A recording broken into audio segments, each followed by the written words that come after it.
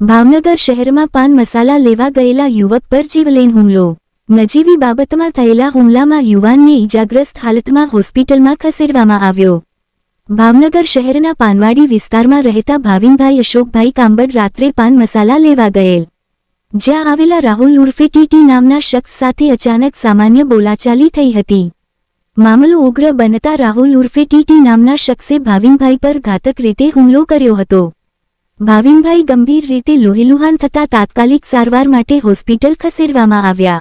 સમગ્ર ઘટનાને લઈ પીડિત યુવકના પરિવારજનોએ મીડિયા સમક્ષ જણાવ્યું કે આરોપી રાહુલ ઉર્ફે ટીટી દ્વારા પૂર્વ આયોજન સાથે જીવલેણ હુમલો કરવામાં આવ્યો છે. આ મામલે આરોપી સામે કડક કાયદેસરની કાર્યવાહી કરવાની માંગ પરિવાર દ્વારા કરવામાં આવી છે. આ સમગ્ર મામલે પોલીસ દ્વારા ફરિયાદ નોંધીને તપાસ શરૂ કરવામાં આવી છે. રિપોર્ટ હિરેન ચૌહાણ, ભાવનગર.